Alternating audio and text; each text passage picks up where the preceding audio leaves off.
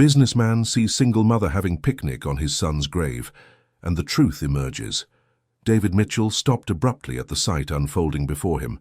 His hands trembled as he held the bouquet of white flowers, the same ones he brought every month to St. Patrick's Cemetery in the North Bronx. But this time, something was completely wrong at the place where his son Michael had rested for 2 years. A young woman, dressed in black, was sitting on the grass beside the headstone, smiling as she handed out sandwiches to 3 children who were laughing loudly, as if they were in any ordinary park. The scene was so absurd that David had to blink several times to make sure he wasn't hallucinating. "This is outrageous," he muttered to himself, walking with firm steps toward the group. The sound of his footsteps on the dry grass made the woman look up.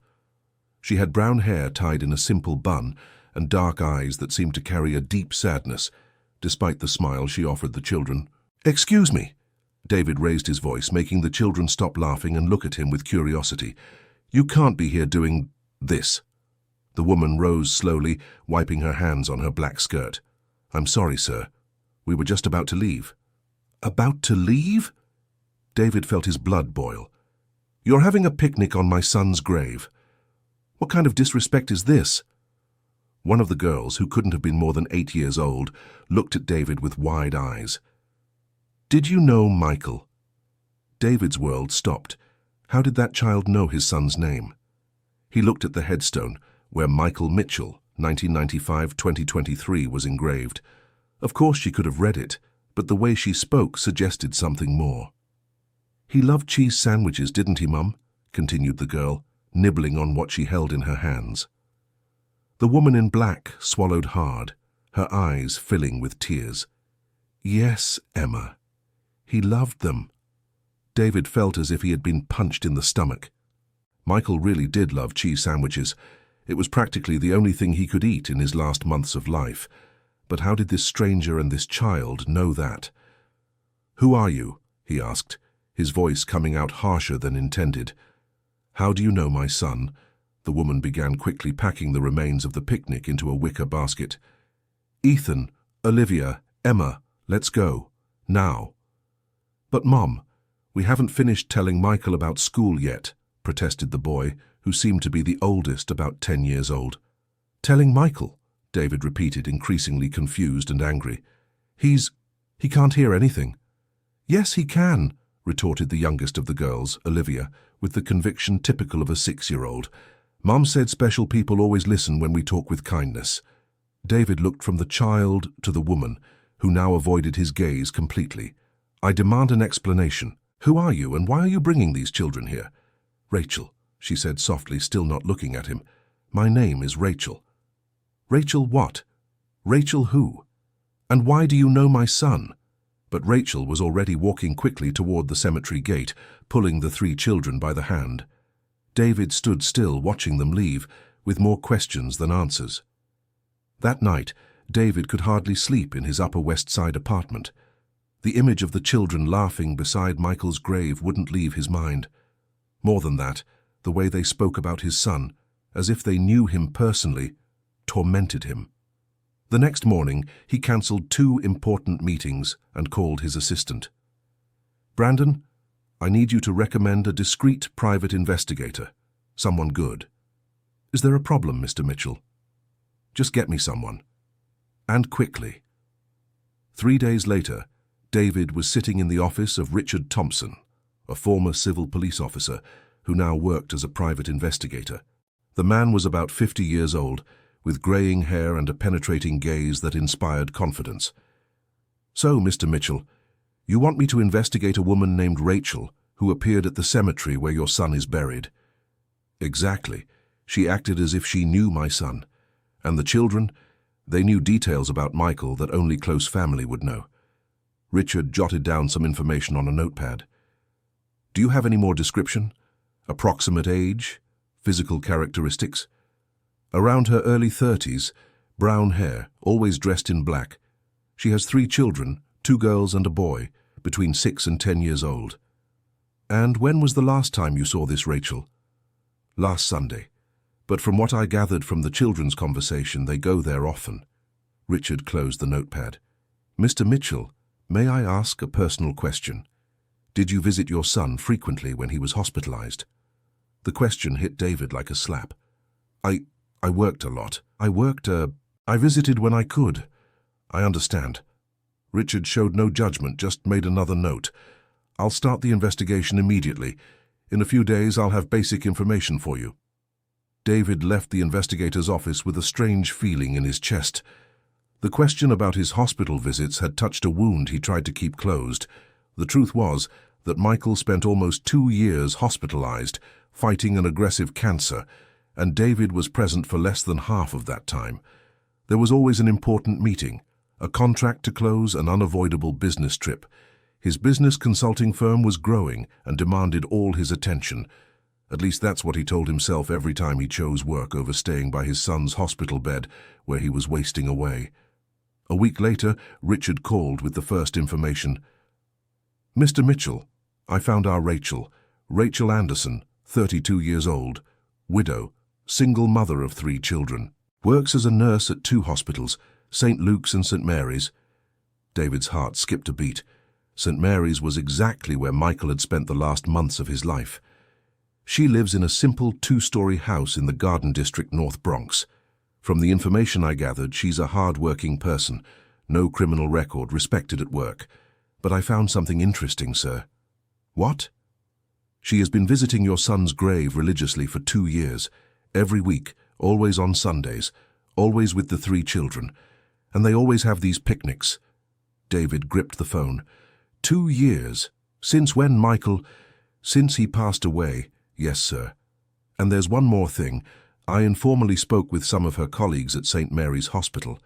Rachel has always been exemplary, but according to them, she completely changed exactly 2 years ago. Changed how? She became even more dedicated to terminal patients, works extra hours without pay, talks with families, organizes activities for hospitalized children. It's as if she found a special mission.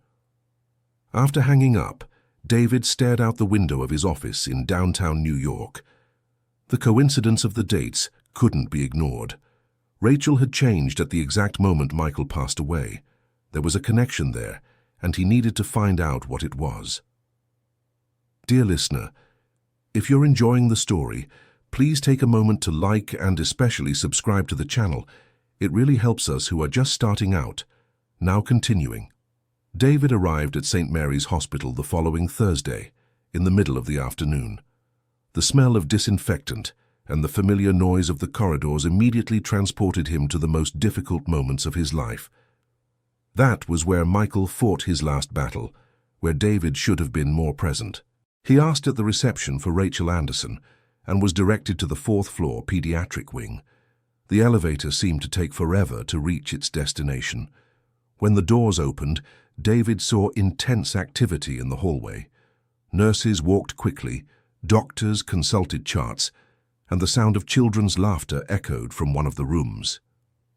Rachel is in 408, taking care of little Emily Clare, a nurse said when he asked. David walked slowly down the hallway, memories flooding back with full force.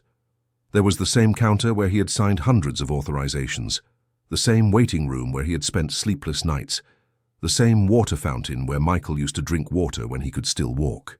He stopped at the door of room 408 and looked through the glass.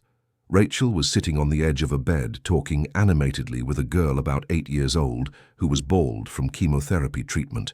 The child held a teddy bear in her arms, and Rachel was using different voices while telling a story. And then the little bunny said to the princess, "It doesn't matter if your hair isn't like before, your beauty comes from the heart."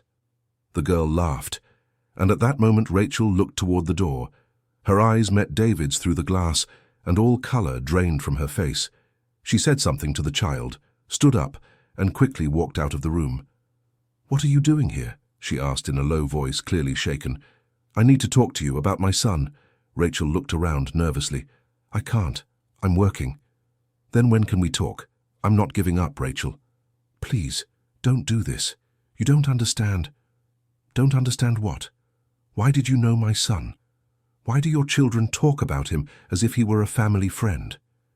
Rachel closed her eyes, took a deep breath, and looked directly at David. "Because he was. Was what? A family friend. Michael was... he was very special to us. Before David could respond, an older woman wearing a white lab coat and a supervisor's badge approached. Rachel, is everything all right? Who is this gentleman? It's fine, Mrs. Margaret. It's just a relative of a former patient. Mrs. Margaret looked suspiciously at David. Rachel, you're pale. Do you want me to call someone? No need. I just need to get back to Emily Clare. Rachel quickly entered the room, leaving David alone with the supervisor. Sorry to bother you, David said, trying to sound casual. It's just that Rachel took such good care of my son when he was hospitalized here. I just wanted to thank her. Mrs. Margaret relaxed a little. Oh, I see. Rachel is really special. One of the best nurses we've ever had. She's worked here for 5 years, but in the last 2 years she's become, how can I say, even more dedicated. Dedicated how? She was always careful, but after we lost some special patients 2 years ago, she changed.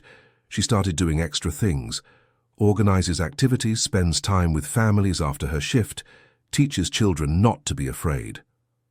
Special patients? Oh, there was a young man who was hospitalized here for almost 2 years, Michael, if I'm not mistaken. He had a special way with the hospitalized children, always cheered them up. Rachel helped him a lot with that. When he passed, she was very shaken. David's heart raced. Were they close? Close in a professional sense, of course, but Rachel always gets emotionally involved with patients. It's her nature. After Michael passed, she started bringing her own children here on her days off to cheer up the other children. She says it was his idea. David felt his legs weaken. His idea? Yes, it seems Michael used to say hospitals needed more children's laughter. Rachel took that seriously. David thanked her and headed to the elevator, his mind buzzing with information. Michael had a close relationship with Rachel and her children. He influenced their lives so deeply that even after his passing, they continued activities in his memory. But how was that possible? David visited the hospital regularly, at least once a week. How had he not noticed this friendship? How did he not know this social and caring side of his own son? In the elevator, a younger nurse entered on the same floor. Excuse me, David said impulsively. Did you know a patient named Michael Mitchell? He was hospitalized here until 2 years ago? The nurse smiled immediately. Of course. Michael was impossible to forget. What a special boy. Always making the children laugh, even when he was feeling unwell himself. Making the children laugh? Yes. He organized little parties in the rooms, told stories, played with other patients' younger siblings. He said hospitals were places of healing, and healing comes with joy. David was shocked. And did he do this alone? No, Rachel was always helping, and sometimes she brought her little ones to cheer up the place. Michael loved those children, treated them like they were his own younger siblings. The elevator reached the ground floor and the nurse stepped out, leaving David alone with a devastating revelation. His son had a rich social life at the hospital, a life he, as a father, had never witnessed or known about. David left the hospital and went straight to his car, but couldn't start the engine immediately. He sat in the parking lot, trying to process everything he had discovered. Michael wasn't just a passive patient fighting his illness. He was an active force of joy and hope for other families, other children.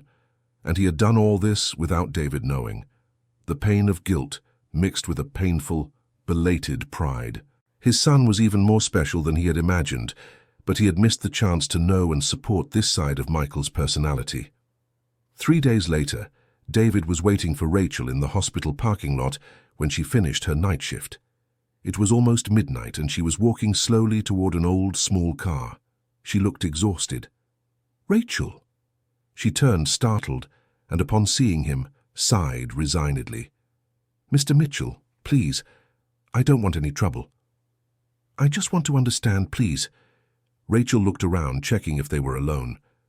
Understand what? How you met my son. Why he was important to your family.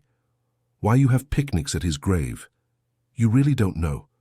I know nothing, and it's killing me. Rachel leaned against the car and crossed her arms. She seemed to be fighting an internal battle. Michael never mentioned having a father. The words hit David like a stab wound. What do you mean? In 2 years of caring for him, I never heard Michael talk about his father. He talked about his mother, who passed away when he was a teenager. He talked about school friends, but he never mentioned having a father. But I visited. I was there. Were you? Rachel looked at him with an expression somewhere between pity and anger.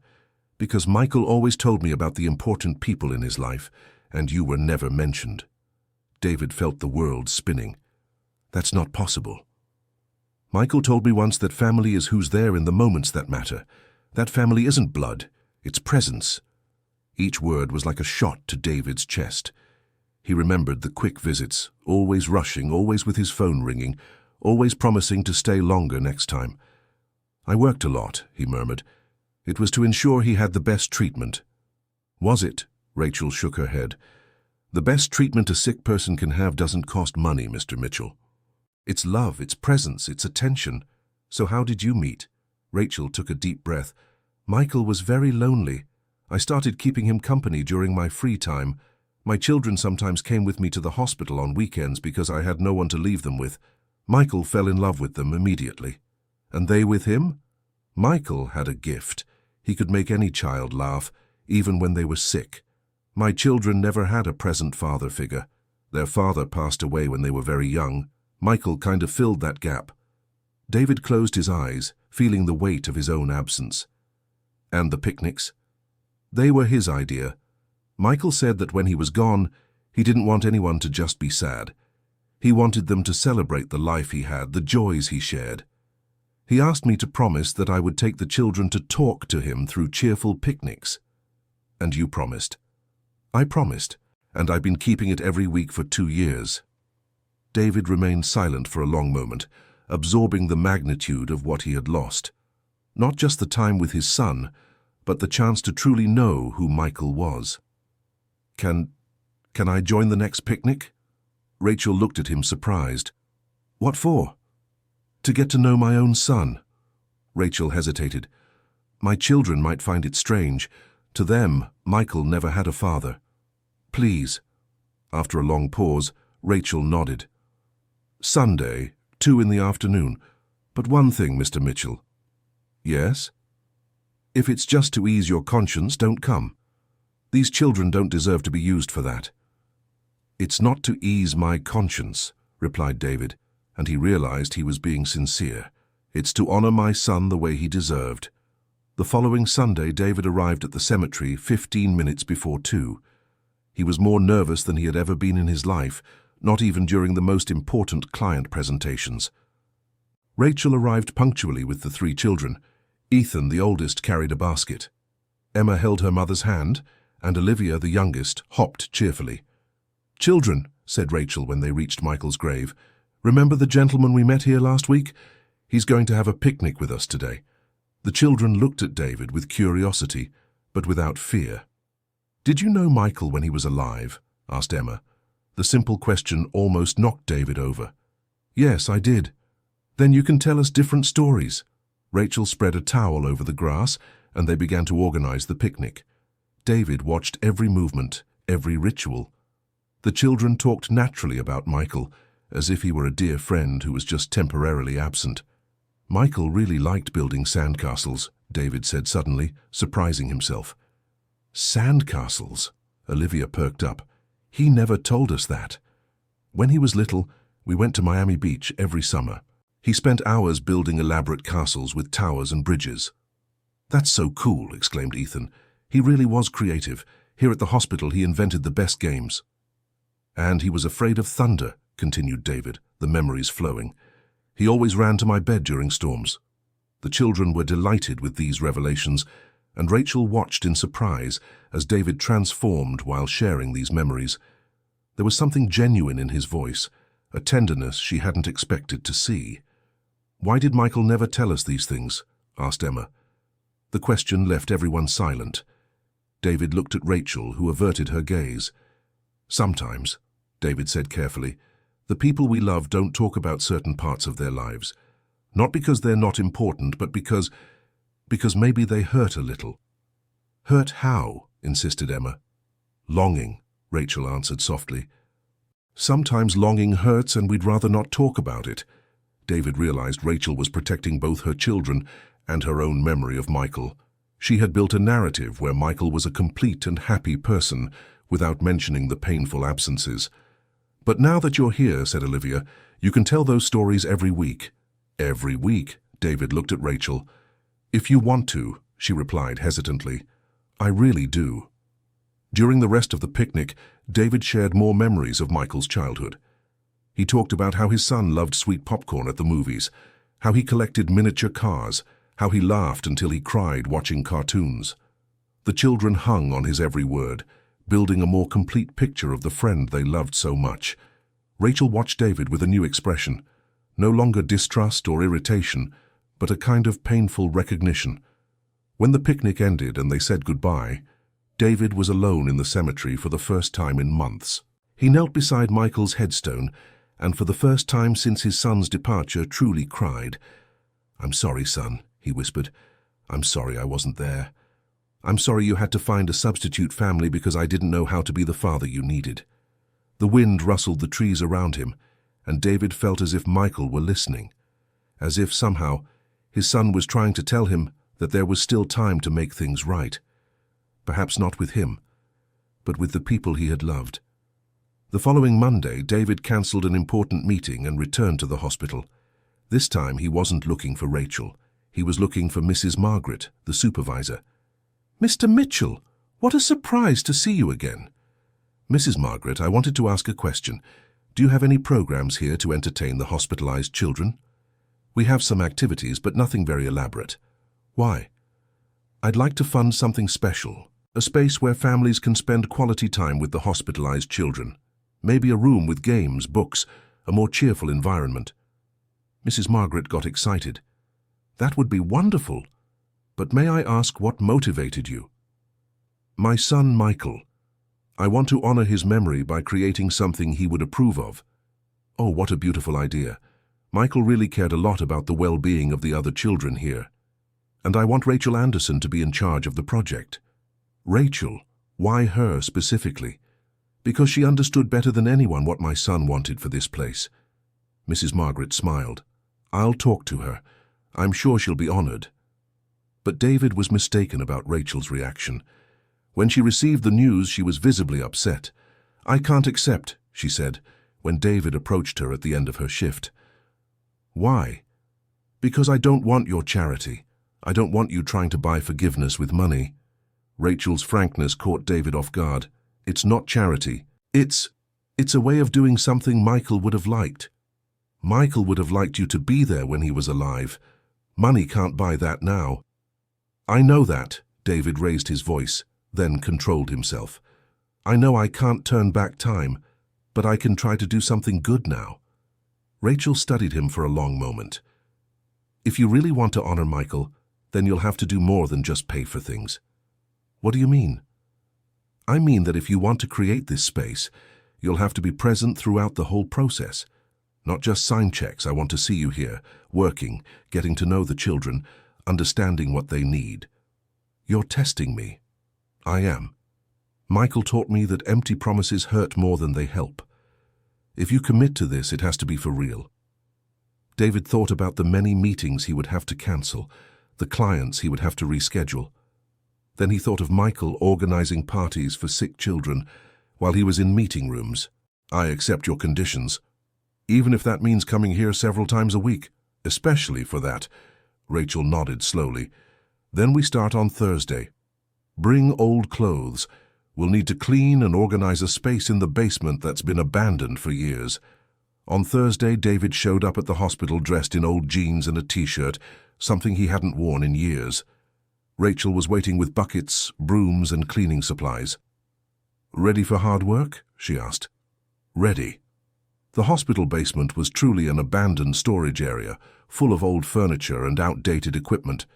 It was damp, dusty, and seemed like an impossible task. Michael used to come here with me sometimes, Rachel said as they began cleaning. He said this place had potential to be special. He came here? In the last few months, when he could still walk. He said one day he would turn this place into a kingdom of joy for the children. David stopped sweeping. Kingdom of joy? That's what he called it. He said every hospital needed a place where children could just be children, not patients. They worked in silence for a few hours. David discovered muscles he hadn't used in years and felt a strange satisfaction in doing manual labor. There was something therapeutic about cleaning and organizing, about creating something with your own hands. "Can I ask a question?" Rachel said during a break. "Of course." Why didn't you really visit Michael more? The question David had feared had finally arrived. I was afraid. Afraid of what? Afraid of seeing him suffer. Afraid of not knowing what to say. Afraid of breaking down in front of him. David stopped cleaning and leaned against the wall. Working was easier. At work, I had control. I knew how to solve problems. At the hospital, I felt completely useless. Rachel stopped organizing the boxes and looked at him. "Michael would get sad when you didn't show up." "How do you know?" "He never said it directly, but I could tell. He would stare out the window during the times parents usually visited. He always asked me if I was sure there were no messages for him." Each word was a stab to David's heart. "I left messages with the nurses." "Messages don't replace presence, Mr. Mitchell." "I know that now." Rachel went back to work, but her voice softened. "Michael told me once that he understood people deal with pain in different ways, that maybe you were suffering as much as he was, just in a different way." "He said that?" "Yes. Even when sick, he worried about other people's feelings. He was almost too generous." David felt a mix of pride and regret. His son had been empathetic and understanding, even when he had every right to be angry and resentful. Dear listener, if you're enjoying the story, please take a moment to like and especially subscribe to the channel. It really helps us who are just starting out, now continuing. After 3 weeks working in the basement, the space began to take shape. David had hired electricians and painters, but he made sure to actively participate in every step. Rachel brought her children to see the progress, and the kids were excited about the transformation. "It's going to be just like a park," exclaimed Olivia, running through the empty space. "Michael would have loved it," said Emma, and David felt his chest tighten at the girl's words. "He does love it," corrected Ethan, with the surprising wisdom of a child. "He's watching everything from above." David looked at Rachel and saw tears in her eyes. It was the first time he had seen her show emotion so openly. "Are you okay?" he asked, when the children ran off to explore other corners. "It's just, Michael always talked about this project as a distant dream. I never thought it would become reality. Did he leave clues about how he wanted it to be?" Rachel smiled through her tears. "Many. He had a notebook full of ideas." "A notebook?" "Yes. He wrote down everything he imagined for this place. What games to have, what books to put, how to organize the spaces. He was very detailed." "Do you still have that notebook?" Rachel hesitated. "I do. But it's very personal." "May I see it, please? I want to make it exactly as he imagined." The following Sunday, during the usual picnic at the cemetery, Rachel brought Michael's notebook. It was a simple school notebook, but the pages were filled with Michael's careful handwriting and detailed drawings of what the Kingdom of Joy would look like. David turned each page with reverence. His son had planned everything: a reading area with colorful cushions, a corner for board games, a small library with books suitable for different ages, even a space for families to have indoor picnics when the weather was bad. "He thought of everything," murmured David. "Michael said he wanted to create a place where children could forget they were sick, at least for a few hours." A special page caught David's attention. Michael had written, "Special idea. Create a program where children who have already been through the hospital experience come back to talk with those who are currently admitted. Who better to understand their fear?" "He was so far ahead," said David. "Always. Michael had impressive maturity for his age." David continued reading and found something that made him stop completely. On one of the last pages, Michael had written, "I hope my father understands one day that I never doubted his love. I just wanted more time together." David's hands trembled as he read those words. Michael knew he was loved, but had missed his father's presence. The knowledge was both comforting and devastating. He wrote about me," said David with a choked voice. Rachel looked over his shoulder and saw the page. "Michael always knew you loved him. He just wanted more closeness. And I wasted every opportunity to give that to him." The children were playing near the grave, unaware of the adults' emotional conversation. Emma approached with a daisy she had found. "Mommy, can I leave this flower for Michael?" "Of course, my love."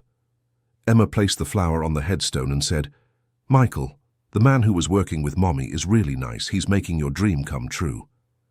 The child's innocence moved David deeply. To her, he wasn't the absent father who arrived too late, but simply someone helping to honor the memory of her dear friend. "Emma," David said softly, "can I tell you a secret?" The three children gathered around him, curious. "I'm Michael's father." The silence that followed was broken by Ethan. "Really? Really? Then why did Michael never talk about you?" asked Emma with the typical frankness of children. The question hurt, but David had decided to be honest. "Because I wasn't a very present father. I worked too much and spent little time with him." "But did you like him?" "Very much. I liked him very much." "Then why didn't you stay together?" "Because I thought working hard was the best way to take care of him. I was wrong." Olivia, the youngest, approached and put her little hand on David's leg. "But now you can be a cool dad for us, like Michael would be if he were here." The child's innocent suggestion touched David in an unexpected way. Rachel was also visibly moved. "Would you all like that?" asked David, looking at Rachel for approval. "We would!"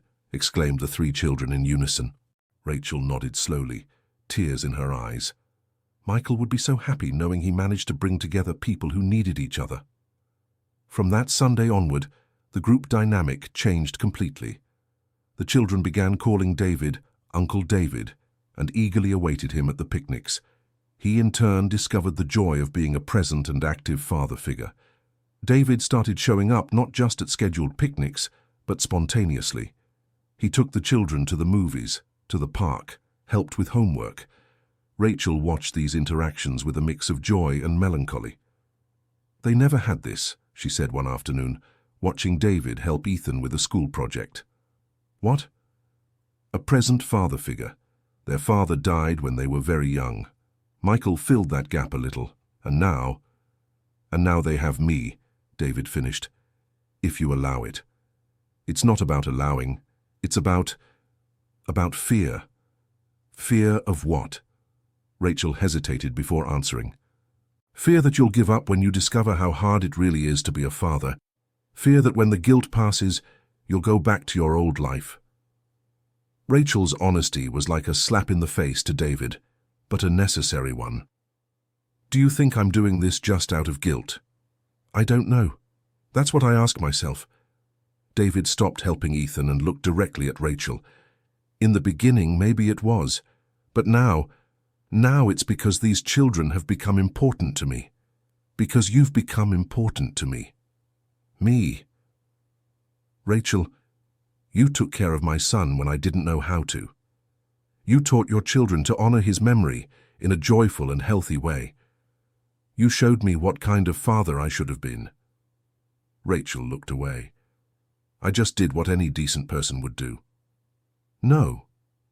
You did much more than that. You gave unconditional love to someone who wasn't your child. You created an extended family for Michael when he needed it most. Michael was easy to love. And your children are too." Rachel remained silent for a long moment. "David," it was the first time she had called him by his name, not Mr. Mitchell. "Yes? Thank you. For being present now. For doing what Michael dreamed of. For giving my children something they never had. Thank you. For giving me a second chance to be a father."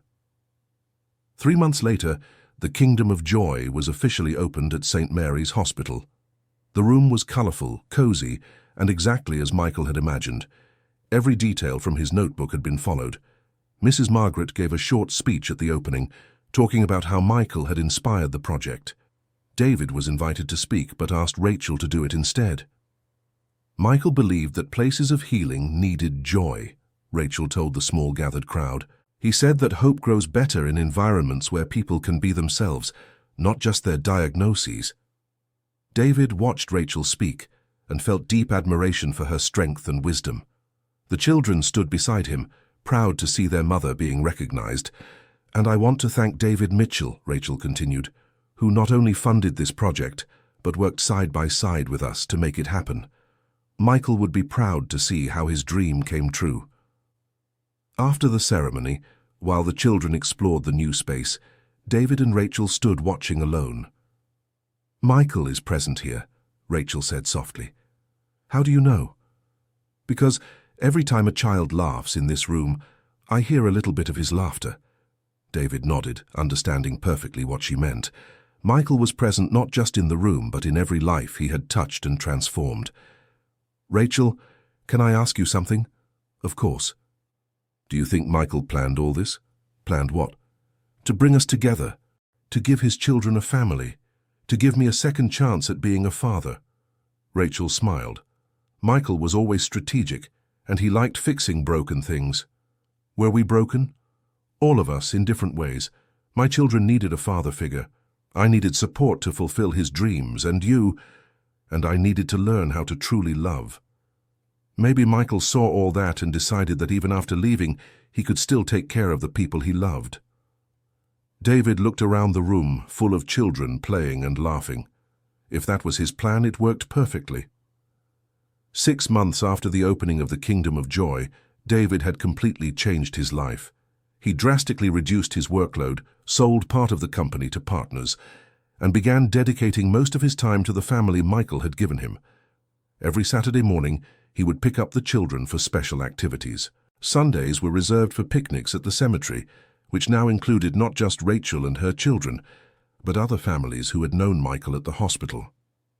"Uncle David," said Olivia one afternoon while they played in the park, "would Michael be happy seeing us like this?" "Why do you think that?" "Because Mom said he liked seeing people happy, and we're really happy now." David looked at Rachel, who was pushing Emma on the swing. She was different from the early days, lighter, more smiling. The financial worries had eased after David insisted on helping with the family expenses, not as charity, but as family responsibility. "Uncle David," Olivia continued, "when I grow up, I want to help sick children like Michael did." "That's a beautiful idea." "Mom said Michael wanted to study medicine to help more people. Is that true?" David was surprised. Michael had never mentioned this dream to him. "He told your mom that?" "Uh-huh. He said when he got better, he would become a doctor who specialized in making children smile." Once again, David discovered aspects of his son's personality he had never known. Michael had plans, dreams, a vision for the future that was cut short. That evening, David talked to Rachel about Olivia's revelation. Michael really wanted to be a doctor. Yes, a pediatric oncologist. He said he wanted to be the kind of doctor he would have liked to have had. What kind was that? Someone who saw the child, not just the disease. Someone who understood that healing the body sometimes means first healing the heart. David reflected on these words. "Rachel, I have an idea." "What?" "What if we created a scholarship program for young people who want to study medicine with a focus on pediatrics, in Michael's name?" Rachel was moved by the suggestion. "He would love that." "We could use some of the resources I was setting aside for the company's expansion. Michael always said money should be used to help people, not just to accumulate more money." "He said that?" "Yes, in one of the few deep conversations we had. I didn't pay attention at the time, thought it was youthful idealism." "It wasn't idealism. It was wisdom." The Michael Mitchell Scholarship Program was launched the following year. 3 young people from underprivileged families received full scholarships to study medicine, with the condition that they specialize in pediatrics and dedicate at least 2 years to volunteer work in public hospitals. During the ceremony for the first scholarships, David gave a speech that moved everyone present. "My son Michael left us at 28, after courageously fighting cancer. But his 2 years of hospitalization were not wasted. During that time, he taught all of us that medicine goes far beyond drugs and treatments. He taught us that healing means bringing hope, joy, and dignity to those who suffer. David paused, looking at Rachel and the children in the front row. Michael couldn't fulfill his dream of becoming a doctor, but through these scholarships, he will train doctors who share his vision, doctors who know that a sick child needs laughter as much as medicine. After the ceremony, one of the recipients, a young woman named Jennifer, approached David. "Mr. Mitchell, I want you to know that I will honor Michael's memory in the best way possible. How do you plan to do that?" "By being the kind of doctor he would have been, someone who sees hope where others see only sadness." 2 years after their first meeting at the cemetery, David had become a constant presence in the lives of Rachel and her children. They began traveling together on vacations, celebrating birthdays as a family, and facing daily challenges together. Ethan, now 12, had become the son David never had the chance to raise. The boy came to him for advice, shared school problems, and took pride in having a father figure present. Emma, at 10, was the most affectionate of all, always running to hug David when he arrived, always saving special drawings for him, always remembering to include him in her childhood prayers. Olivia, now 8, had become his special companion on picnics. She was the one who organized the conversations with Michael, who decided what foods to bring, who kept alive the tradition that united them all. "Uncle David," Olivia said during a particularly moving picnic on the 3rd anniversary of Michael's passing, "do you think Michael knows we've become a real family?" "I'm sure he does." "How can you be sure?" David looked around. Rachel was arranging the sandwiches, Ethan was reading a book near the headstone, Emma was making a daisy chain. It was a scene of genuine peace and love, because everything happening to us has his mark on it. Michael always knew how to bring people together. He always knew how to create joy where there was sadness. Mommy said that when special people leave, they leave invisible gifts for those who stay. What kind of gifts? Love, good memories, and new people to love. David was touched by the girl's wisdom. That's exactly it, Olivia. Michael gave us each other. That afternoon, Rachel made a special announcement during the picnic. "Kids, I have some news for you." Everyone stopped eating and paid attention. "The hospital approved my proposal for a new program. We're going to start training families to help other families going through the hospitalization experience." "What do you mean, Mommy?" asked Ethan. "Families who have already been through difficult situations in the hospital will be able to help families going through it now, sharing experiences, giving support, showing that it's possible to find hope even in the darkest moments." David immediately understood the importance of the proposal. It's a brilliant idea. It was actually inspired by Michael. He always said that the people who can best help someone in trouble are those who have been through the same situation. "And will we get to participate?" asked Emma. "If you want to, and if Uncle David wants to as well." All the children looked at David expectantly. "Of course I do. It would be an honor." "But Uncle David," said Olivia with concern, "are you going to tell the other families that you were a father who didn't visit?" The child's direct question made David swallow hard. "Yes, I will, because it's important for other parents to know how much I regret making those choices." "And that now you've learned to be a present father?" added Ethan. "Exactly. You taught me that." Rachel watched this conversation with tears in her eyes. The man before her was completely different from the one she had met at the cemetery 2 years earlier. The transformation had been profound and genuine. The Welcoming Families program was launched 6 months later. David and Rachel, along with the children, were the first family to be trained. They learned active listening techniques, ways to offer practical support, and most importantly, how to share hope without minimizing others' pain. The first case they received was a family from Philadelphia, whose 15-year-old son had been diagnosed with leukemia. The father was desperate, the mother in shock, and the teenager frightened and angry. David immediately identified with the father's desperation. "I know how you're feeling," he said during their first meeting. "The fear, the sense of helplessness, the desire to run away from it all. You went through this?" "I did, and I made many mistakes. I thought working more was the solution, that letting the doctors handle it was enough. And it wasn't? No. What my son needed most was my presence. Not my financial resources, but my physical and emotional presence. Rachel complemented the conversation by speaking with the teenager's mother. It's normal to feel like your world has ended. It's normal not to know how to react, but you'll discover a strength you didn't even know you had. How can you be so sure? Because I've seen dozens of families go through this, and I've seen that true love always finds a way to overcome fear. The children in turn spoke with the sick teenager. Ethan shared stories about Michael. Emma showed drawings she had made in the hospital, and Olivia simply offered unconditional friendship. Michael was our special friend, explained Olivia. He was sick like you, but he laughed a lot and made everyone laugh with him. How could he laugh while being sick? He once said, replied Emma, that sickness can hurt the body, but it doesn't have to hurt the heart. The teenager became thoughtful. And what happened to him? The children exchanged glances. Rachel had prepared them for this inevitable question. He passed on, said Ethan gently, but he left behind a lot of joy, and he taught everyone who knew him to be stronger. He died.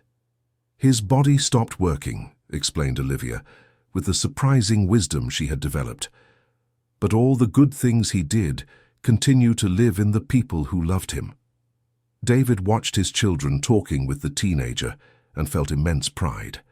Michael had left a legacy through them, the ability to face pain with courage and to offer hope even amid uncertainty. After 6 months of accompanying this family, the teenager went into remission. During the celebration party, he gave a speech that moved everyone present. When I found out I was sick, I thought my life was over, but you showed me that sometimes life begins again just when we think it's ended. The young man's father approached David at the end of the party. Thank you so much. You taught me to be the father my son needed.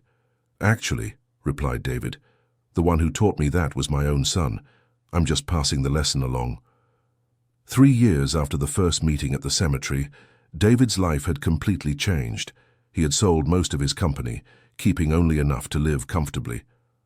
The rest of his time was dedicated to the projects in memory of Michael and, most importantly, to the family he had gained. The Sundays at the cemetery had become community events.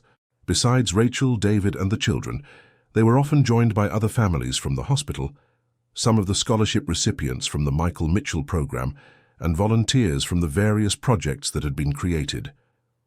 Michael must be amazed seeing so many people, Ethan joked during one of these special Sundays. Amazed how? Asked David. He always said he wanted to make a difference in people's lives. Look at all the different people here because of him. David looked around and truly saw the lasting impact his son had made. There was Dr. Henry, one of the first scholarship recipients, now a resident in pediatric oncology. There was also Mrs. Helen, an elderly woman whose grandson had been cared for by Rachel, and who now volunteered at the Kingdom of Joy. Jennifer, the first scholarship recipient of the program, had graduated and was already working at St. Mary's Hospital itself. She approached David during the picnic. Mr. Mitchell, I have some news to share. What is it? I managed to implement a new protocol in the pediatric wing. Now all hospitalized children receive, in addition to medical treatment, a personalized plan of recreational activities. What kind of activities? It depends on each child's interests: arts, music, games, reading. The idea is for the hospital to be a place of complete healing, not just physical. David smiled. Michael would be proud. I know he would, because everything I do is thinking about what he would do if he were here. Rachel approached and heard the end of the conversation. Michael is here, she said softly. He is present in every child who receives care with affection, in every family that finds hope, in every person who chooses to do good. At that moment, Emma came running with a special discovery. Mom, Uncle David, look what I found. It was a small plant sprouting right next to Michael's gravestone, a little wild sunflower that had grown spontaneously. It's a sign, exclaimed Olivia. Michael is sending a sign. What kind of sign? Asked David, smiling at the girl's excitement. That even when things end, other beautiful things can start in the same place. Olivia's observation deeply touched all the adults present. That was exactly what had happened. From the place of pain and loss had sprouted a new family, new projects, new hopes. Rachel looked at David, and saw in his eyes the same emotion she felt. They had become much more than partners in charitable projects. They had become a true family, united not only by the memory of Michael, but by the genuine love that had grown between them. "David," she said quietly, while the children played nearby, "can I say something?" "Of course. These 3 years have been the best of my life since I lost my husband. Mine too, since I lost Michael. Do you think that us?" David understood what she was trying to say. "Do you think Michael would approve?" "I'm sure he would. He always wanted the people he loved to be happy. And we are happy, very happy." Rachel smiled. "Then maybe it's time to make official what already exists." "What do you mean?" "I mean, maybe it's time for you to stop leaving every Sunday night and stay for good." David felt his heart race. "Are you proposing to me, Rachel Anderson? I'm asking you to officially be the father of my children and the husband I've learned to love." "And I'm saying yes." The children, who were pretending not to listen to the adults' conversation, burst into cheers of joy. "I knew it!" shouted Emma. "I knew you were going to get married." "How did you know?" asked Rachel, laughing. "Because you look at each other like people in the movies when they're going to be together forever." Ethan approached David with a serious expression. "Uncle David, are you going to be our real dad now?" "If you want me to, yes." "We do," exclaimed the 3 children together. Olivia jumped into David's lap. "Michael will be happy seeing us become a complete family." "How do you know?" asked David. "Because he always said that people who love each other should be together. Mom told me." On that special Sunday at the cemetery, surrounded by the people he had learned to love and who loved him back, David felt complete peace for the first time since Michael's departure. His son had managed, even after leaving, to give him everything he needed most: a loving family, a noble purpose, and the chance to be the man he should have been from the start.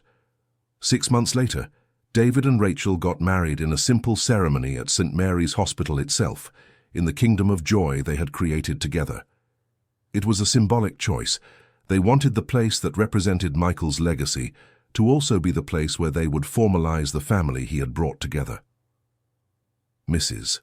Margaret officiated the ceremony, and several hospitalized children watched through the windows, waving excitedly to the bride and groom. Ethan was the best man, Emma and Olivia were the bridesmaids, and a photo of Michael was placed in a special chair in the front row. "Michael is here with us," said Rachel during the wedding vows. "He's the one who brought us together, and it's in his honor that we promise to care for each other forever." David, moved, looked at the 3 children who would officially become his children. "I promise to be the present father Michael would have wanted me to be. I promise that our family will be built on the values he taught us: love, presence, and joy, even in difficult times." After the ceremony, they had a special picnic at the cemetery, now not just as a Sunday tradition, but as a wedding celebration. It was a unique way to include Michael in the most important party of their lives. "Now we're officially the Mitchell Anderson family," Rachel announced to Michael, as if he were listening. "And you're the big brother to all of us," added Ethan, placing a special flower on the headstone. That day, David realized he had completed an incredible journey. He had started as a workaholic businessman who barely knew his own son and had become a dedicated father, a loving husband, and a man with purpose. 5 years after the first meeting at the cemetery, the Mitchell Anderson family had grown unexpectedly. Rachel was pregnant with the couple's first child, a girl they decided to name Hope, in honor of what Michael had left as his legacy. "Do you think she'll look like Michael?" asked Emma, now 15, stroking Rachel's belly. "Not physically," replied Rachel, "but I'm sure she'll have his generous heart." Ethan, now 17, had decided he wanted to study medicine to continue the work Michael had started. "I want to be a doctor like Michael wanted to be," he told David, "but I won't need a scholarship. I want that scholarship to go to someone who needs it more." Olivia, at 13, had become the family chronicler. She was writing a book about Michael and all the projects born in his memory. "It's so people never forget that he existed and the good he did," she explained. David, now 48, had found his place in the world in a way he never thought possible. He worked only part-time, dedicating the rest of his time to his family and social projects. He had become a reference in family support programs at hospitals and was often invited to give lectures on the importance of fatherly presence. During one of these lectures, at a university in New York, a psychology student asked a question that made him reflect deeply. "Professor Mitchell, do you think you would have become the person you are today if you hadn't gone through the experience of almost losing the chance to truly know your son?" David thought carefully before answering. "That's a difficult question.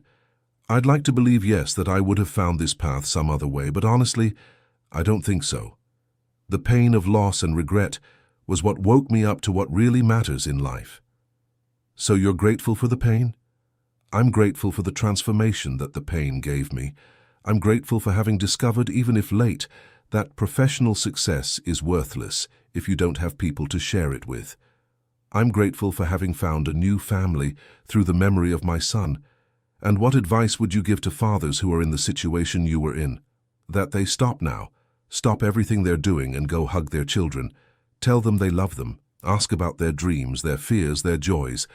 Because time doesn't come back, and there's nothing more important in the world than being present in the lives of those we love." After the lecture, David returned home and found his new family gathered in the living room. Rachel was reading to the children, her belly already quite large with little hope. Ethan was helping Olivia with a school research project, and Emma was drawing in a notebook. "How was the lecture, Dad?" asked Ethan. It had been years since the children had started calling him Dad, no longer Uncle David. "It was good. I talked about Michael, about our family, about the importance of being present." "Did people pay attention?" asked Olivia. "They did. And several came to talk to me afterward, saying they're going to change how they relate to their children." Emma looked up from her drawing. "So Michael is helping more families then? How so?" "If you told his story and people are going to be better parents because of it, then Michael is helping those families too." David was moved by his daughter's observation. That was exactly it. Michael continued to transform lives, even years after his departure, through the stories told about him. That evening, after the children went to sleep, David and Rachel stayed talking on the porch, planning the future. "David, I have an idea," said Rachel. "What?" "What if we wrote a book telling our story? How we met, how Michael brought us together, how we created all these projects." "What for?" "So that other families know that it's possible to find hope, even after loss. So that other workaholic parents see that there's still time to change." David considered the idea. "It would be like a way to multiply Michael's legacy." "Exactly. How many families could benefit from knowing our story?" "And who would write it?" Rachel smiled. "Olivia. She's already writing about Michael anyway. We could help her expand it to include our whole journey." The idea excited them. Olivia was radiant when she learned that her parents wanted to turn her notes about Michael into a real book. "Can I interview everyone?" she asked. "Mrs. Margaret, the doctors who cared for Michael, the other families you helped?" "Of course," said David. "The more complete the story, the better." The book project became a family activity. On weekends, they visited people who had known Michael or who had been impacted by the projects created in his memory. Each interview revealed new aspects of Michael's personality and the lasting impact he had caused. Mrs. Helen, the grandmother whose grandson had been treated at the hospital, shared how Michael had taught the boy not to be afraid of medical procedures. "He turned every injection into an adventure, every exam into a game. My grandson would come out of chemotherapy sessions laughing, can you imagine?" Dr. Henry, the first scholarship recipient of the program, revealed how Michael had influenced his decision to become a doctor. "I was hospitalized in the same hospital for minor surgery when I met Michael. I saw how he treated the other children, how he managed to bring joy to such a heavy environment. That's when I decided I wanted to be a doctor." Jennifer, now an experienced pediatrician, shared how Michael's teachings had shaped her medical practice. "I have a motto in my office that I learned from the stories about Michael: heal the body, but don't forget the soul. Every child I see receives not just medicine, but care, attention, and when possible, a reason to smile." The interviews revealed that Michael had touched many more lives than anyone had imagined. There were stories of nurses who changed careers after meeting him, of other hospitalized children who found courage through his games, of parents who learned to value their children more after seeing how Michael faced his situation. "It's incredible," said Rachel during one of the writing sessions, "how one person can leave such a great legacy in just 28 years of life." "It's not the quantity of time that matters," observed Ethan. "It's the quality of what you do with that time." Olivia, now 14 years old, had become an experienced writer for her age. "Dad, Mom, do you think Michael imagined all this would happen?" "What do you think?" asked David. "I think he knew something good would come out of all that sadness. He was too smart not to realize he was planting seeds." "Seeds of what?" "Of love, of hope, of family, all the things you became after you met." Dear listener, if you're enjoying the story, please take a moment to like and especially subscribe to the channel. It really helps us who are just starting out. Now continuing. 7 years after the first meeting at the cemetery, little Hope was 2 years old and had become the joy of the family. She had her mother's expressive eyes and the contagious smile that everyone attributed to Michael, even though they had never met him. The book, Michael's Seeds, a story of love, loss, and new beginnings, had been published and became an unexpected success. Olivia, at 16, had become the youngest author on the country's bestseller list. "Mommy," said Hope one morning, pointing to a photo of Michael on the shelf, "who is this man?" Rachel knelt beside her daughter. "This is Michael, your older brother." "Brother? But he doesn't live here." "No, my love. Michael lives in heaven now, but he's the one who made our family exist." "How?" Rachel smiled, remembering similar conversations she had had with the other children years ago. "He brought Mommy, Daddy, Ethan, Emma, and Olivia together. If it weren't for him, you wouldn't even have been born. So, he's important. Very important. Can I meet him?" "Every Sunday we visit Michael at the cemetery. You always come with us, remember? We have picnics with him." Hope thought for a moment. "Does Michael like cheese sandwiches like me?" Rachel felt her heart tighten at the innocent question. "He loved them, just like you." "Then we're alike." "Yes, my love, you are very much alike." That Sunday, during the usual picnic, Hope insisted on bringing an extra sandwich for Michael. Even though it was explained that he couldn't eat it, she left the sandwich on the headstone in case he gets hungry later. "Michael," she said, speaking directly to the headstone with the naturalness typical of a 2-year-old, "I'm your little sister Hope. Mommy said you gave me this family. Thank you." David watched the scene with tears in his eyes. His youngest daughter was talking to the son he had lost as if it were the most natural thing in the world. "She has the same ease Michael had," observed Rachel. "For her, talking to him is normal. Children understand things that we adults complicate," said Emma, now 20 years old and studying child psychology at the university. Ethan, about to graduate from medical school, was organizing an internship at St. Mary's Hospital itself. "I want to work in the same place where Michael was. I feel it's there that I can best honor his memory." Olivia had decided to study journalism to be able to tell more stories like Michael's. "I want to write about people who make a difference even when they're not famous." The family had grown not only in number, but in purpose. Each member had found a way to perpetuate Michael's legacy in their own lives. The Michael Mitchell Scholarship Program had already graduated 15 pediatricians. The Kingdom of Joy had been replicated in 6 other hospitals in the state. The Welcoming Families Program had expanded to other cities. David had become a national reference in family support programs in hospital settings. He received invitations to speak across the country and had helped implement similar projects in dozens of hospitals. "Sometimes I wonder," he said to Rachel during one of these trips, "if I deserve all this recognition. Deep down, I'm just trying to make up for the mistakes I made as a father."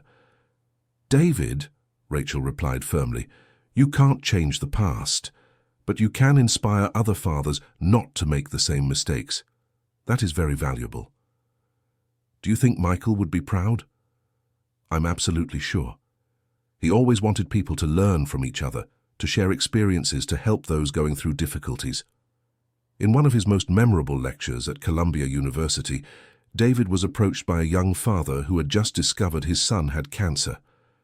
"Professor Mitchell," said the man with tears in his eyes, "I read your book and watched your lecture. I promise I won't make the same mistakes you did. I'll be there for my son every moment." "That's the best decision you can make," replied David, hugging the young man. "And if you need support, our family is here to help." This encounter led David to create another project, a virtual support group for parents of children with serious illnesses.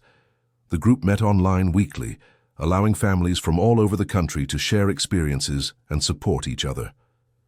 "Michael is still bringing families together," observed Rachel, when the group reached over 200 participants. "And he will continue to for the rest of our lives," replied David. "That's the power of a true legacy." 10 years after the first meeting at the cemetery, the Mitchell-Anderson family gathered for a special celebration. St. Mary's Hospital was inaugurating a new pediatric wing, named the Michael Mitchell Wing, in honor of the young man who had inspired so many changes in the institution. Hope, now 5 years old, was chosen to cut the inaugural ribbon, symbolizing the continuity of Michael's legacy in the new generations. "Michael," she said during the ceremony, looking at a photo of him decorating the entrance to the new wing, "this place is for you and for all the children who will get better here." The new wing had everything Michael had dreamed of: colorful and cozy rooms, a huge playroom, spaces for families to feel comfortable, and a team trained to care not just for the illness, but for the emotional well-being of the children and their families. Dr. Ethan Mitchell, as he was now known, had specialized in pediatric oncology and would be one of the doctors in charge of the new wing.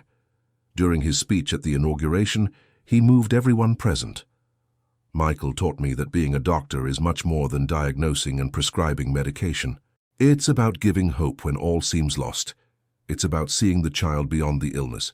It's about remembering that the person in the hospital bed is a complete human being, with dreams, fears, and a family who loves them." Jennifer, now head of pediatrics, added, "This wing represents everything Michael believed, that a hospital can be a place of complete healing where body and soul recover together." Mrs. Margaret, already retired but present at the ceremony, gave a moving testimony. "In almost 40 years working in hospitals, I've never seen a patient cause such lasting transformations as Michael. He proved that one person can change the world, even while facing their own battles." David, invited to speak last, stepped onto the small platform with a full heart. He looked at his family in the front row, Rachel with Hope in her lap, Ethan and Emma already grown and graduated, Olivia preparing to enter university. "When I first arrived at this hospital over 10 years ago, I was a broken man.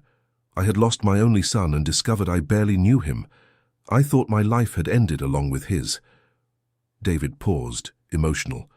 "Today, I'm here, inaugurating a hospital wing that bears Michael's name, surrounded by a family he gave me, celebrating projects born from his inspiration. Michael taught me that life can begin again in ways we never imagined, that true love transcends physical existence, and that a well-built legacy can last forever." He looked directly at Michael's photo on the wall. "Son, I know you're watching all this. I know you're proud not only of the projects we created, but of the family we built. Thank you for bringing us together. Thank you for teaching us that true love never ends." After the ceremony, the family had a special picnic at the cemetery, as they always did on important dates. This time they were accompanied by dozens of people whose lives had been touched by Michael in some way. Doctors, nurses, former patients, families who had participated in the support programs. "Michael," said Hope, as she always did when they visited the grave, "today was a very special day for you. There's a hospital with your name now. And there are lots of people here who love you," added Emma. Ethan knelt beside the headstone. "Michael, I promise I'll take very good care of all the children in your wing. I'll be the doctor you wanted to be." Olivia, now 18 and about to start journalism school, had brought a special surprise. "Michael, I finished writing another book. This one is just about you, about who you were before you got sick, about your dreams and your ideas, so people know you were much more than a patient who inspired social projects." Rachel and David exchanged emotional glances. Their children had grown up carrying Michael's legacy naturally and organically, without it ever being imposed on them. "David," Rachel said softly, "do you realize what happened here today?" "What?" "Michael didn't just give us a family. He gave us a purpose that will last for generations. Look how many lives were touched today, how many stories began because of him. And how many more are yet to begin," David added, looking at Hope, who was arranging a small bouquet of daisies to leave at the grave. On that golden afternoon in the cemetery, surrounded by people who loved Michael and each other, David felt absolutely certain that his son had achieved something extraordinary, turning his own departure into a lasting gift for all who remained. The picnic lasted until sunset. When they finally said their goodbyes, Hope ran to Michael's headstone and gave the stone a little kiss. "Goodbye, Michael. I'll see you next week." As they walked back to the car, David reflected on the incredible journey they had taken. From a hostile encounter in the cemetery had emerged a family, a mission, and a legacy that would continue to impact lives for many generations. Michael had taught them all that true love doesn't end with departure, but transforms into something even greater: the ability to love other people, to do good without expecting reward, to find hope even in the darkest moments. And when David looked back at Michael's distant grave, he had the feeling that his son was smiling, pleased with the family he had brought together and the slightly better world he had left behind. End of story. And you? What did you think of this touching story? From where are you watching us? Michael managed to unite people who needed each other and turn pain into love. Do you believe David made the right choices in completely changing his life? Leave your honest opinion in the comments. Thank you so much for your company.